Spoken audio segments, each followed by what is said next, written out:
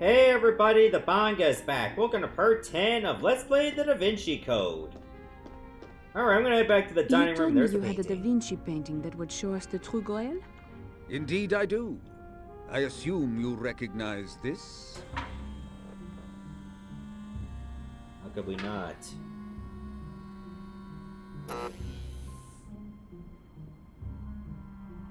The Last Supper? Yes.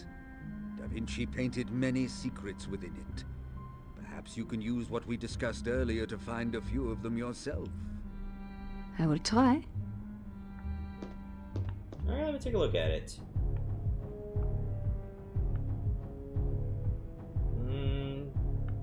So far I'm noticing... Oh. Something highlighted. There's a grail. Is that an actual image of the Grail? It's hard to say. It's almost an optical illusion, is it not? Did Da Vinci mean to say that there was a Grail cup? Not at all. Since it's an illusory image, I would think he was saying quite the opposite.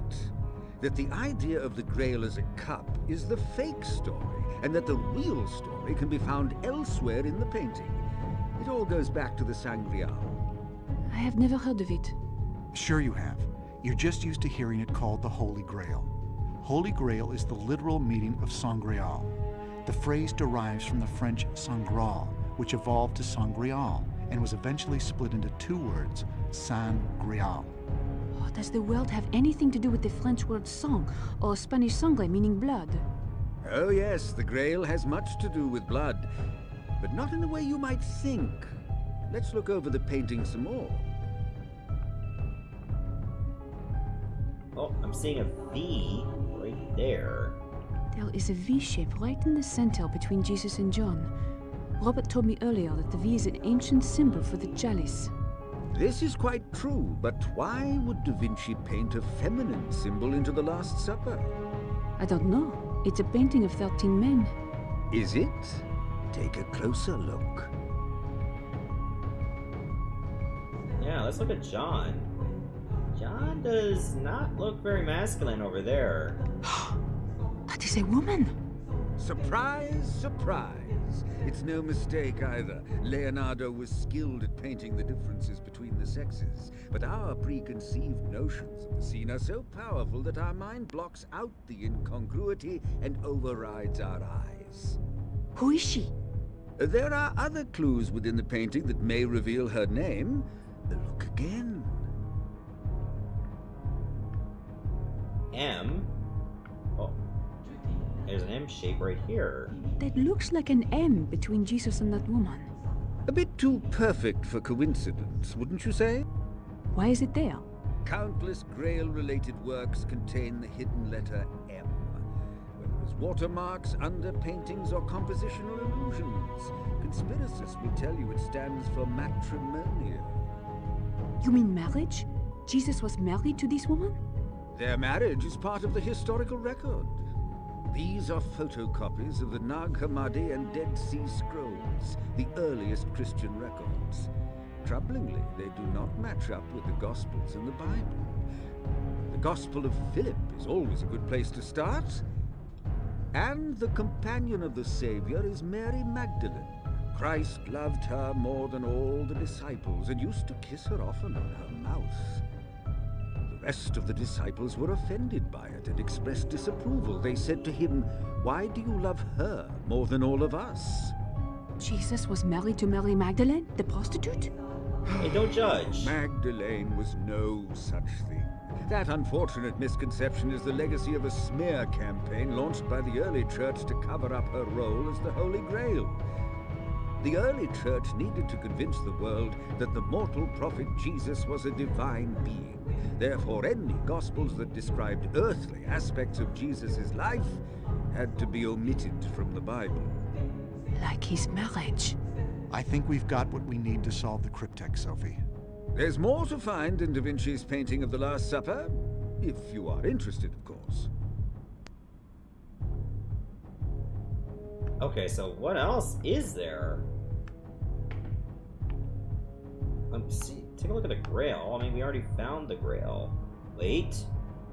What's this with Peter? Peter looks like he is threatening Mary. Peter was definitely one of Mary's detractors. After Jesus died and was reborn, there were many debates over who should continue his church. But Mary can tell you that in her own words. Here, read this passage from her gospel. And Peter said, "Did the Savior really speak with a woman without our knowledge? Are we to turn about and all listen to her? Did he prefer her to us?" And Levi answered, "Peter, you have always been hot-tempered. Now I see you contending against the woman like an adversary. If the Savior made her worthy, who are you indeed to reject her? Surely the Savior knows her very well. That is why he loved her more than us." So Peter disliked her because Jesus favored Mary over him? Not only that, the stakes were far greater than mere affection. At this point in the Gospels, Jesus suspects he will soon be captured and crucified, so he gives Mary Magdalene instructions on how to carry on his church after he is gone. As a result, Peter expresses his discontent over playing second fiddle to a woman. I dare say Peter was something of a sexist. This is St. Peter, the rock upon which Jesus built his church. The same, except for one catch. According to these unaltered Gospels, it was not Peter to whom Christ gave directions with which to establish the Christian church. It was Mary Magdalene. You are saying the Christian church was to be carried on by a woman? That was the plan. Jesus was the original feminist. He intended for the future of his church to be in the hands of his wife. Well, that kind of sounds like pretty in tune with Jesus. Apparently we can look at the Grail again, I don't know why. Earlier, you mentioned that the Sangreal documents told the true story of Christ. Ah, you remembered. Yes, but as we discussed before, Sangreal derives from San Grail, or Holy Grail. But in its most ancient form, the word Sangreal was divided in a different spot. Song Real. Which translates to royal blood. Precisely. But whose blood? Christ's? I believe there's at least one more clue to be had in the Last Supper.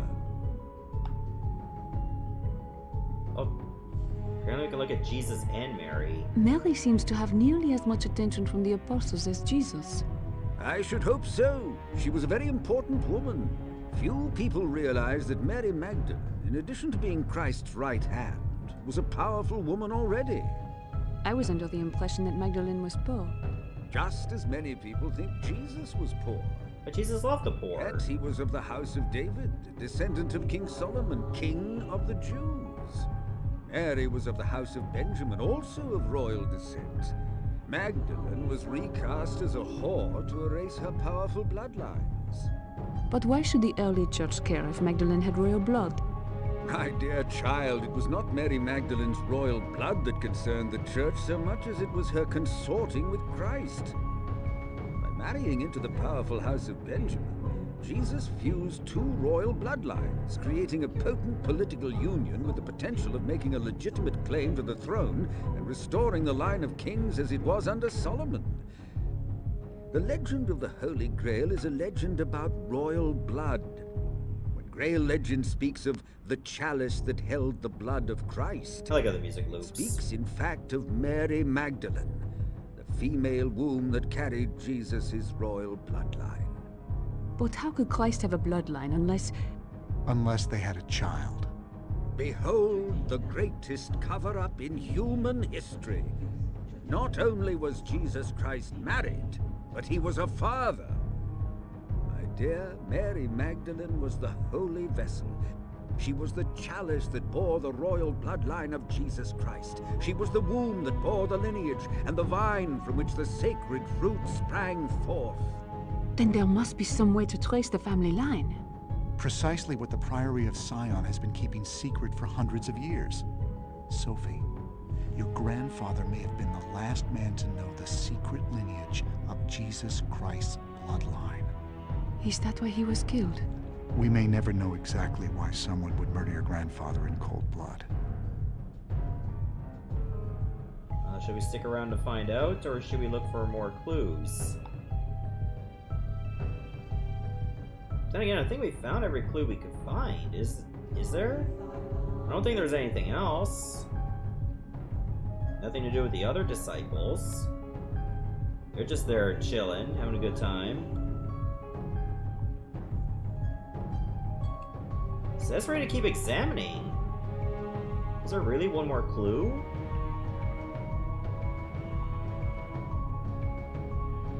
I'll keep looking around. But I don't see anything else. Hovering, hovering. Or maybe we did get all the clues. It still has that ominous music.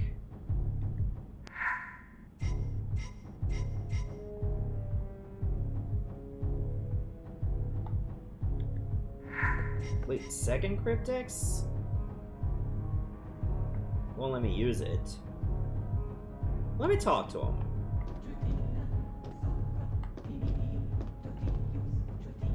Objectives. Learn about the Grail by completing his puzzles. It's telling me to... That's it for this room, right? I think T-Bing covered the Arthurian legends pretty well already. Alright, I guess we just have to go and look elsewhere. I mean, what else is there for us? Let's just advance. See if anything happens. Before you ask whatever inane question you are going to ask, think to yourself, am I requesting a service of the butler? If the answer is no, please do keep your mouth shut.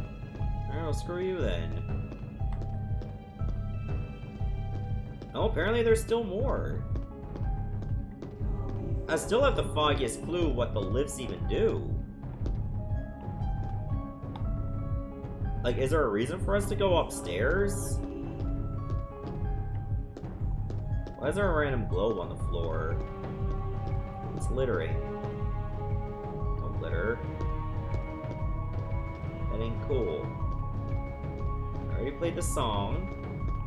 Something else to see here. I'm thinking there is a clue I missed. This is not relevant. Oh, wait a minute. I think I should actually solve the cryptex now. Mag... G-D-A-L-E. Yep, I think I know how to solve it. I forgot we had a second cryptex the whole time. And it spells Magdalene. It's all coming together now. The exact amount of letters. Did you hear? Give the cryptex to me. Maybe I should help him. Quickly, to the basement. The basement. It has a safe room.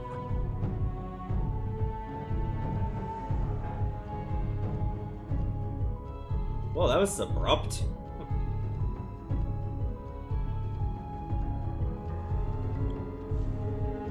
I have a feeling we don't want to be fighting Silas yet.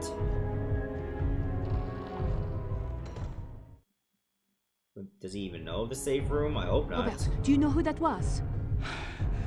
I can't be certain, but I believe he's the one who killed Sister Sandrine. Obviously, he's interested in you now, and he specifically wants the cryptex. This won't do at all. Is there a way out of here that doesn't go through him? Well, if he's found you here, he obviously is resourceful. Someone will have to go up there and knock him out. I'll do it. Don't be ridiculous. You are in no condition to fight that monster. I doubt very much you could knock him unconscious, Miss Naboo. But I'm afraid she's right, Robert. Perhaps if we had some sort of weapon. Ah, yes. What? Do you have a gun?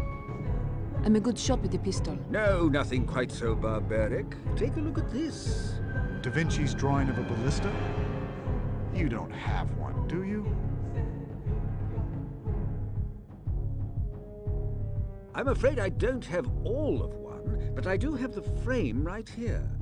What good is that if it does not work? Well, it occurred to me that we might be able to make it work with some of the artifacts I have upstairs.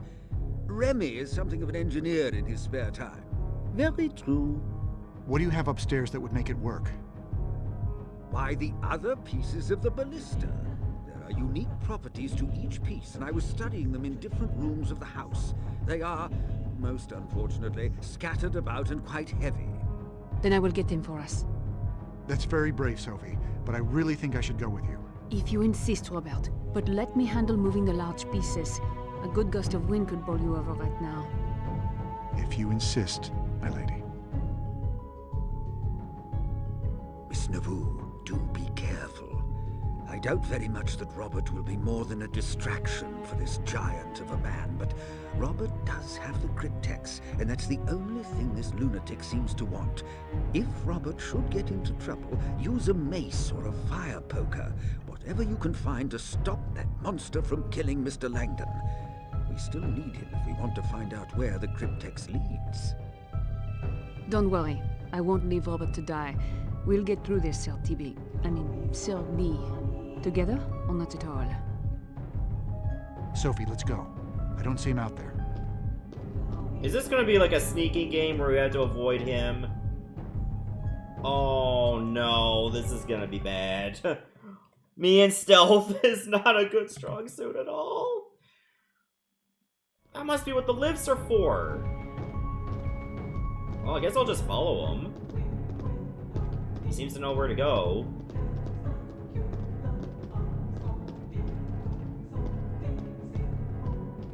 Oh, maybe we don't have to do stealth. I just have to look for a weapon.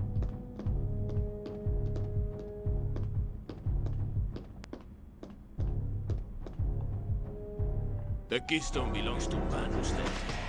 Uh-oh. To me now! Oh! I could use a little help here. Oh my god, there's an input for a fire poker. The pain only cleanses my soul of what you forced me to do. I am warning you, I am an agent of the Judicial Police and... Die!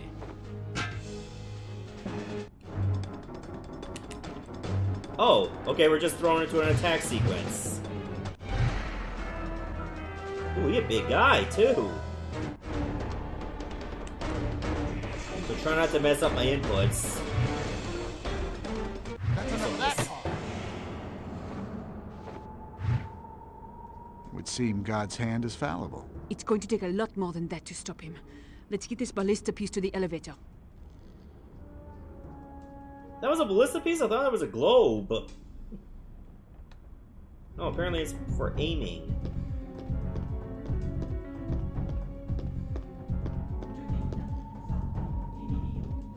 I have a feeling he's not gone.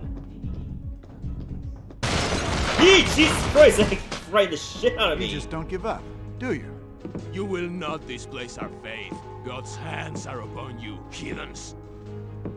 Like you displaced Sister Sandrine? Is life not sacred to your religion? She was working against God. She scorned the work of Manus Dei, as did the Seneschal and that lying worm they call their Grandmaster. No! You! I think he should have used a weapon. Just gonna throw that out there.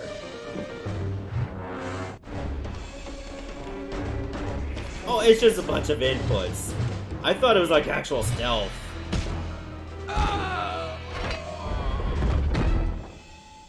Sophie, I'm sorry. Let's get this ballista piece to the elevator. That monster's rage is endless. Yeah, he got a bad knee, too. My god, I wasn't expecting a jump scare! Hey, Robert, where'd you go?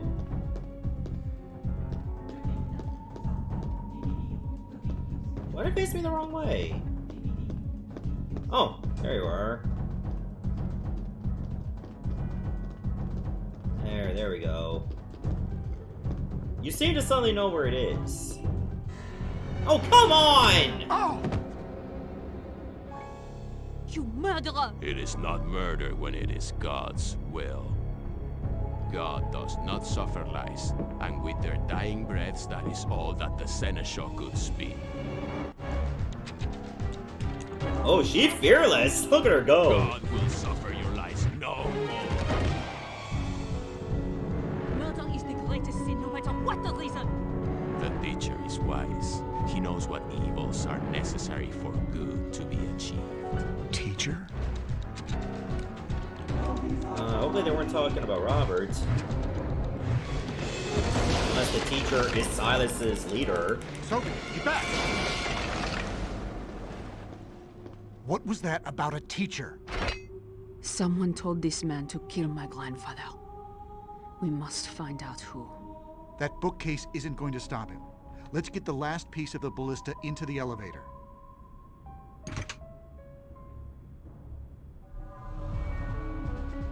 Oh, that man's been eating his Wheaties. We gotta go. I only found one secret, whatever. I am spending too much time in here when I got a madman after me. Like, he's just got a taste for blood. Well, not literally, but you know. So I'm guessing mission 6 is like back in the safe room. Where are we going after this?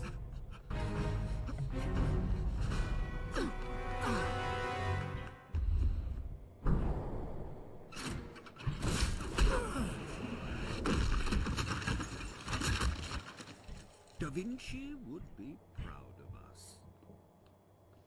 You should be thankful the world's not flat.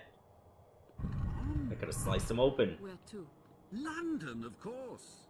My dear boy, are you and the classics such strangers to each other? Heraclius? The Round? Oh, come on. Of course. The Temple Church. But how do we get... My dear lady, I have a plane fueled and waiting. What about him? Bring him with us. He's the best lead we have. After landing, please taxi to the control tower and stop. Repeat, land and stop by the control tower. British police have requested a full search of the aircraft. Understood, Bigham Hill. On final approach now. Alright, our cargo includes 2 people and a deranged lunatic that we knocked out with a blow. Come on.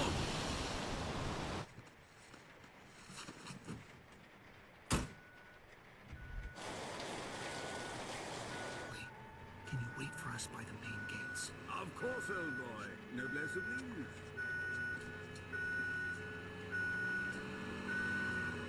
Oh, gonna help you, sirs?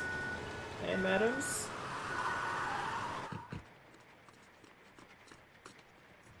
Okay, looks like it's all sirs. Is there a problem, officer?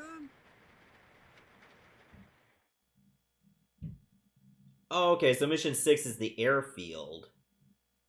Oh, okay. I thought we were going straight to the Temple Church.